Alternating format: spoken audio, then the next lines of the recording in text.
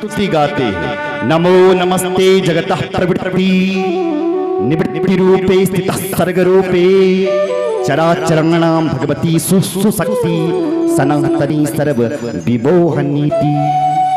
हे मेरी माँ, देखा तुम्हारा हाथ में जब शक्ति न तो तभी तो तुम्हारा हाथ काम कर लगी। शक्ति ना होती तो कहां से काम करता। और उस शक्ति माँ इतनी बड़ी है, सारी देवताओं की पूजा साल भर में एक बार होती है, लेकिन जो हमारी माँ शक्ति है, दुर्गा है, उसकी साल भर में 4 बार पूजा, 2 बार गुप्त में और 2 बार प्रचलित में। इसलिए शक्ति की उपासना तो करनी ही चाहिए। यहाँ धनवान है तो इसका मतलब यह है कि वो पूर्व जन्म में माँ भगवती का भक्त होगा। बोलो जय श्री राम। माता रानी को 3 चीजें बहुत प्रिय है। पहला है पाठ, दूसरा है यज्ञ और तीसरा है कन्या पूजन। जब भी आप माता रानी के नवरात्र आए, अगर पाठ नहीं भी करवा सकते हैं, यज्ञ नहीं भी करवा सकते हैं, तो कन्या पूजन अवश्य करवाना चाहिए। बोलो जय श्री राम। बेटी, यदि तुम ब्राह्मण की बेटी का पूजन करोगे तो तुम्हें बल शक्ति मिलेगी। यदि तुम वैश्य की बेटी का पूजन करोगे तो मिलेगी। ब्राह्मण की बेटी का पूजन करने से ज्ञान शक्ति मिलती है। क्षत्रिय की बेटी की पूजा करने से बल शक्ति मिलती है। और चतुर्थ वर्ण के व्यक्ति की बेटी की पूजा करने से क्रिया शक्ति मिलती है। चारों वर्णों की बेटी पूजनीय है। मैं आपको बता दूं, बड़ी कभी भी ना बेटी का मन अपना पैर नहीं छुओना बल। अरे बेटी का तो वज्रहस्त आपके सिर के ऊपर चाहिए, उसका तो आशीर्वाद आपके सर के ऊपर चाहिए, ताकि तुम्हारा परिवार फले फूले खूब। बेटी को यदि तुम चरणों में झुकाते हो अपने, तो तुम पाप कर रहे हो। बेटी का साथ तो आपके सिर के ऊपर चाहिए, उसका तो आशीर्वाद चाहिए आप। बोलो जय श्री राम। और कभी भी कन्या पूजन करें तो 1 साल की बेटी का नहीं, 2 साल से लेकर के 10 साल तक की बेटियों का पूजन करना चाहिए, ताकि हमें संपूर्ण फल मिले। अलग अलग विधि बताइए। कभी देवी भागवत आपने सुना होगा, आपके यहाँ तो अनेक पुराण होते रहते हैं, उसमें ये सब विधियां बता रखी है। बोलो जय। माँ बोली क्या चाहिए ब्रह्मा जी, क्यों मेरी स्तुति गा रहा है?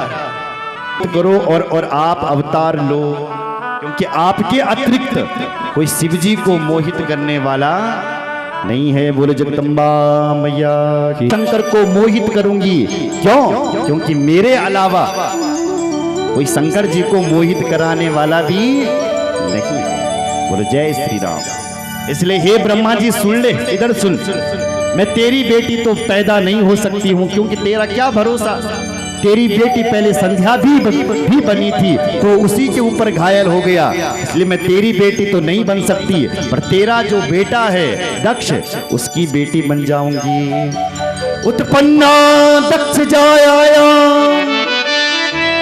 सती रूपेण शंकरम अहम सभाधयिष्यामि लीलया तम पितामह।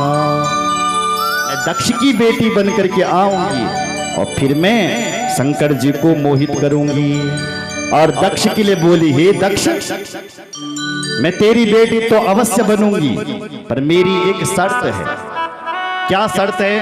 बोले यद भवान मयि पुनर्भवेन मंदादरस्तदा देहम त्यज्यम निजम सत्यम स्वात्मन्यस्यत वेतराम। यद भवान मयि पुनर्भवेन। मैं कहना चाहती हूँ कि यदि तूने मेरा यदि कभी अपमान कर दिया तो देहम त्याज्यम निजम सत्यम, मैं सत्य कह रही हूँ, तेरे घर पर यदि मेरा कभी अपमान हो गया तो मैं अपने शरीर का ही त्याग कर दूंगी। ये सत्य कह रही है। तो दक्ष ने कहा हम आपका अपमान कभी नहीं करेंगे, आप हमारी बेटी बन जाओ।